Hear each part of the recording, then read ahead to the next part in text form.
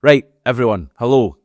How are you? It's Wednesday the 13th of August today. We're rapidly progressing through August, nearly halfway there, and yet Celtic still have like a lot of business to do in the transfer window, which shuts, I think, right at the start of September.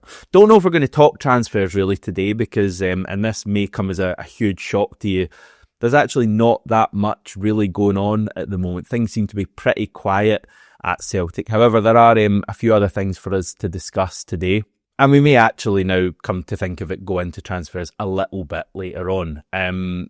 Just a wee plug for a few videos that I've been involved in over the past couple of days. So on here yesterday, we had Manchester City podcaster and fan Bailey Wynn on to chat about Jemai Simpson-Pusey and find out more about him. Here's just a wee flavour of what went down. He's somebody that surprisingly got a lot of minutes last season because of the injuries to central defenders. I think is a great step forward for him.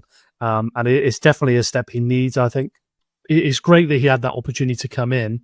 And I think if you're just looking at his performance, you're looking at somebody that was able to kind of handle the situation and do his job. He didn't look like he was kind of startled by the situation, but you could tell he wasn't as confident on the ball as you would expect from him. When you're thinking about Celtic going into the next season, I don't think he's coming into a team that is so unsettled across the pitch, that has players that have kind of lost confidence and are not organised. He's coming into a much more stable environment. I think he'd be able to play either side. So perhaps maybe he's taken a few opportunities coming into the game for some reason.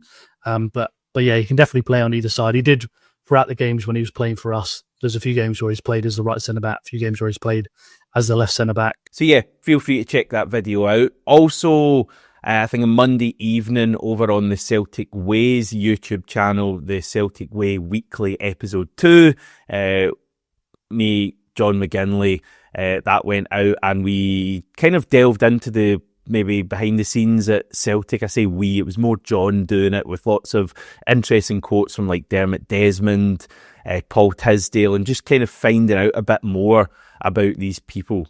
Dermot Desmond in particular.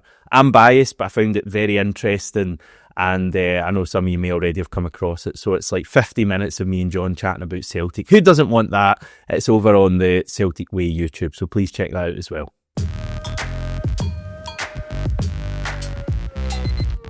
Right, we now know exactly who stands between Celtic and a place in the Champions League proper this season, and it's FC Kairat, the champions of Kazakhstan, who have eliminated Slovan Bratislava last night. Now, Slovan actually won the second leg in Bratislava 1-0. It went all the way to penalty kicks, and Slovan were actually 3-1 up in the shootout, and then missed their final two kicks, and Kairat scored their final three. So Kairat won 4-3 on penalties, which is a bit of a shock.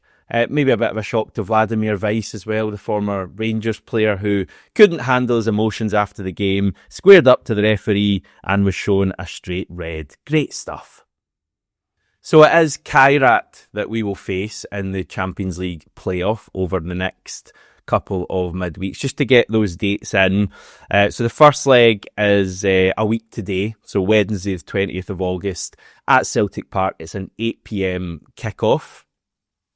The following Tuesday, we'll travel to Almaty for the second leg. So that's Tuesday the 26th of August. We don't yet have a kickoff time for that one. I was just looking at Kairat's qualifiers so far this year that they've played at home. All of them have been 4 p.m. kickoff Celtic Park time. There's a 4-hour time difference between Glasgow and Almaty. So 8 p.m. in Almaty is 4 p.m. in Glasgow. Sorry, I'm treating you all like idiots. I know you know how time difference works. It is Celtic fans I'm talking to after all. We're cultured, unlike some others. But yeah, we're looking at a 4 p.m. kickoff, probably Celtic Park time. Again, I look back at our three previous visits to Kazakhstan. They've kicked off at 4 p.m, 3 p.m, and 4:30 p.m. So it'll be something in that range. Almaty is situated on the southeast of Kazakhstan. It's near the border with Kyrgyzstan, and it's not too far from China All in all, it's around 6,000 kilometres from Glasgow, the flight, and I assume the players will be getting a direct flight. They're not going to be going via Dubai or anything like that. That will probably take them around 6 or 7 hours, so it's a lengthy old trek for the team, and obviously, stating the obvious here again, they need to go there and also come back. So you're talking about 14 hours on a plane for them in a couple of weeks' time. Just a few things here, because I've seen it described online as like a nightmare scenario for Celtic. Like, it's not a nightmare scenario. I think if we're honest, if we go back a couple of months and you look at this playoff round, and at the time there was no guarantees it would even be seeded, and teams like Bodo Glimt and Copenhagen and Cervenas Vesta were potential opponents. Like, Bodo Glimt would have been a nightmare draw to get to the Champions League phase. Kairat, as much as they're going to be tough opposition, like I genuinely think this is no gimme. Clearly, we've had enough experience of Celtic in Europe to know, in these qualifying ties, that they're all tricky, and Kairat have come through 3 rounds already. And obviously the travelling's not ideal, but it's not a nightmare tie. I mean, we would all have settled for Kairat Almaty to beat them and get through to the Champions League proper. And I do think people sometimes forget, we get so kind of caught up in like the travelling Celtic are going to have to do in the 7 hours, whatever. Kind of sometimes forget that like Kairat have to do the exact same, and it's actually worse for them. I think it's a bit easier to go east, just given the kick-off times. So as I've already said, our game in Almaty will kick off around about 4 p.m. Celtic Park time. That's a fairly typical kick-off time for the Celtic players. Obviously, we have so many, 3 o'clock kick-offs, 5:30 kick-offs throughout the season. So that's absolutely fine. There'll be no issues there. However, for the first leg next week, the Kairat players coming to Glasgow, that kick-off at Celtic Park will be midnight Kazakh time. And obviously, the game will finish probably around about 2 a.m. Kazakh time. So that's going to be a bit of a challenge for their players to and it's stating the obvious, but to be still alert at 2 a.m. And I was looking back at some of the 3 games we've had at home to Kazakh teams over the past 11 or 12 years, and we've scored late in all of those games, and I don't think it's a coincidence. Like, James Forrest scored 92nd minute against Karagandhi to win the tie. Moussa Dembele, 92nd minute penalty against Astana to win the tie. And even the 5-0 win over Astana the following season, we scored, I think, in the 88th minute in that game as well. So, difficult for us. I just think the kick-off times and all of the way that works, it's even harder for Kairat. Clearly, the away leg is the tough one here. It's fraught with danger. Kairat have a pretty good home European record in recent times. This season, they've beaten Slovan Bratislava, Slovakian champions. They've beaten Kups, who are the Finnish champions, and also Olympic Ljubljana, who are the Slovenian champions. Beaten all of them, not even conceded in any of the home games this season. Recent years have also beaten Cervenas Vesta, Maccabi Haifa, AZ Alkmaar in Almaty. So they're very strong at home. If we don't go there with a lead, I think we're in a bit of trouble, just given the travel and the really kind of hostile and I guess different environment over there. And also I think Almaty's experiencing real heat at the moment, 30 degrees every day. It might not be quite as warm at that in the evening with kick-off, but it's still tricky. But I do think Celtic have a real opportunity in this first leg to be in a really healthy lead going over to Almaty. As good as their home record has been, their away record is pretty poor. They've lost 9 of their last 13 away matches in European competition, and won just 1 of those 13, and they've not been against teams really at the level we are at, a lot of kind of smaller teams there. So I think it's fine. The travelling isn't ideal, but in terms of the footballing side of things, clearly we're going to be big favourites for this tie. The other thing people are talking about is the fact that we have the first derby of the season at Ibrox after the return leg, the game in Almaty. And yeah, obviously not ideal. Again, I was looking back just out of interest to see what Celtic's record has been after, in the game we've played after our trips to Kazakhstan, so the last 3 times. And it's not a great record. So in 2013, we drew 2-2 at home to Inverness after being in Karagandhi.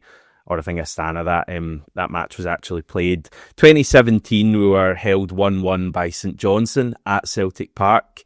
after playing Astana away. And the 2016 trip to Astana was, we played Barcelona in a friendly after that, so that doesn't massively count. But yeah, yet to win after one of those trips. Obviously, the fact we've got Rangers makes it a tough one.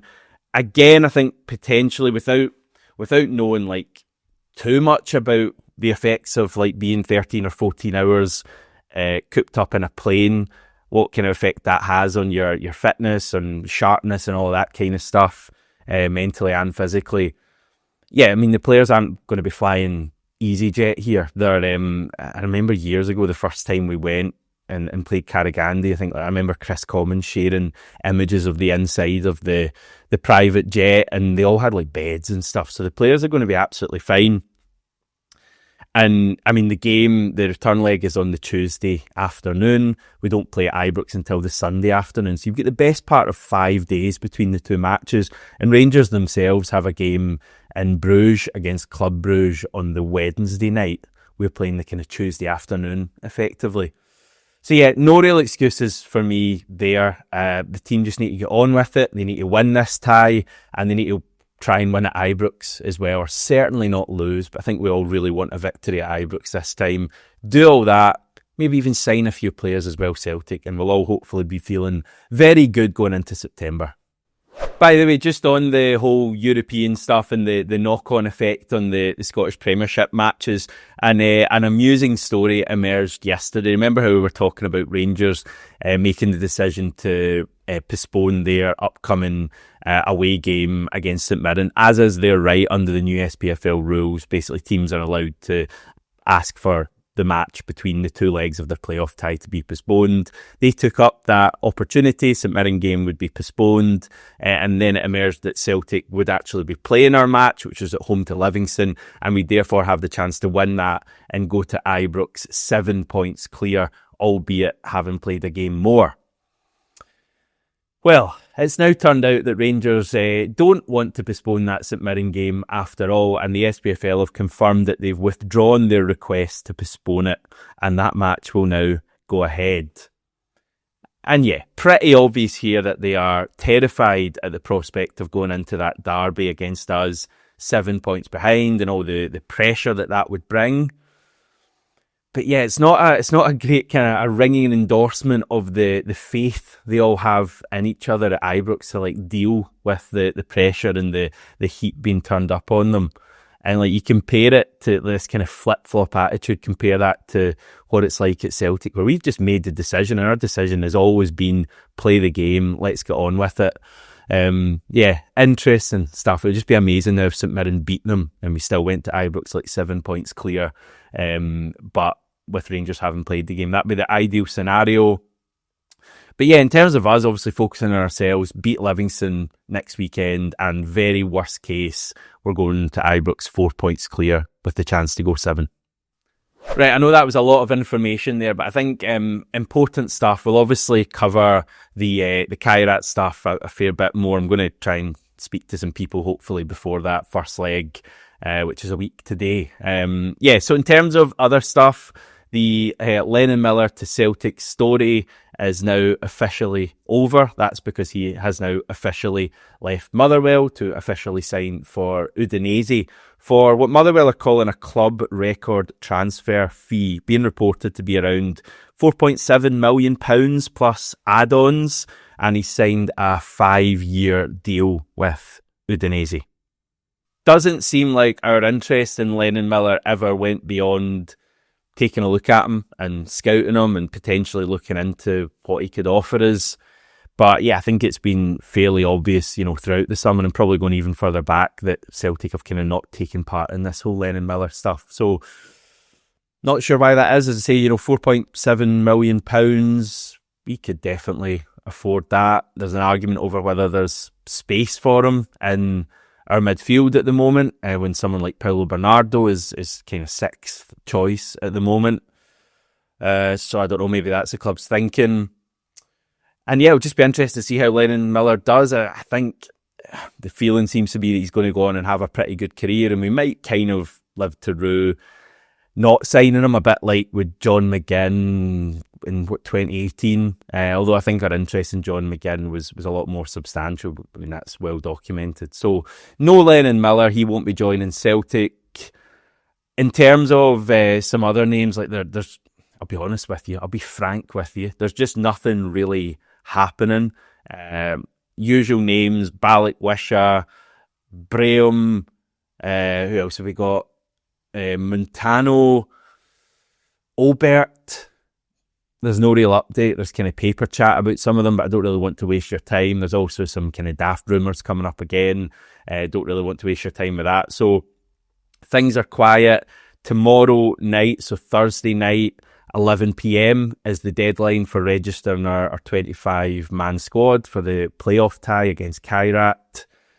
However, as I've said a few times now, you'll be sick fed up of me saying this, we do have a kind of extension basically to add up to 2 new players, and that final deadline is next Tuesday at 11 p.m, so the night before the first leg at 11 p.m. So if we do, I don't know, this might sound fanciful, but if we do sign a couple of players before that deadline, we will be able to register them. But I don't know how you're feeling about that. It just seems really unlikely. It seems like the squad we have right now is the squad we're going to be going into this qualifier with. And yeah, I'm not going into it all because I'm actually in a decent mood today. But yeah, for me, it's it's really, really poor. Really, really poor. And that's kind of playing things down. And I guess we just hope we can get through it and get to the league phase and then sign some players before the end of the window. But God, if this playoff tie doesn't go well, things are going to get pretty ugly. In other news, Celtic B played last night. We played against Clyde, which was our first match in the Challenge Cup, which has like a new name. It's like KDM Evolution or something like that. And it's also got a new format, so it's like a league phase where Celtic are going to play 6 matches, and then if we're high enough, we get through to the knockouts where the championship teams come in. So yeah, last night we played against Clyde. It was, I think the competition allows a bit of a stronger team to be named. So we had a few more familiar names and faces from pre-season. Big one being Callum Osmond, who started the game. Sean McCardle also played. Colby Donovan played. And yeah, it was a 3-1 win. We had a goal from Callum Osmond, the opener, just a couple of minutes after Clyde defender Tommy Robson had been sent off for a last man challenge on Osmond. So Osmond kind of wreaked havoc early on in that game. Sean McCardle and Samuel Isiguzu also scored before half time. Clyde won the second half, brought one back, but it finished 3-1 to Celtic B. The officials for Friday night have been announced as well, and we have like a new refereeing name. We've got referee Lloyd Wilson, so we'll see how he gets on at Celtic Park. Assistants Chris Ray, Graham McNeely. VAR is John Beaton, we know him, and assistant VAR David Room. Just a wee note on Falkirk, I don't know if you saw this yesterday, but reports in the Scottish media that they have taken Ismaila Soro, remember him, on trial at the Falkirk Stadium. So he's been at Beitar Jerusalem, who I think are the club that he left us to go to a couple of years ago. And he's left them now. He's looking for a new club and he can't seem to stay away from Scotland. So he's apparently on trial with Falkirk and trying to earn a move to them. So that would be interesting if he signs for them. I always thought he was like a decent enough player, but yeah, not at the level that we need, clearly. But it'd be good to see him in Scottish football. Also, in terms of former Celtic player news, I noticed yesterday that Dedrick Boyata has retired from football at the age of 34. He's gone straight in to be an assistant coach for the Belgium under-21 side. And yeah, crazy that he's retired already. I mean, it seems not that long ago since Boyata was signing for us. And I think he was like fairly young when he was signing. Would he maybe be like 22 or 23 when he joined us? And here we are these years later, and he's retiring from football. So that was interesting, I think, to an extent. And that's where we'll leave things today, everyone. Thanks for watching, and I'll catch up with you tomorrow.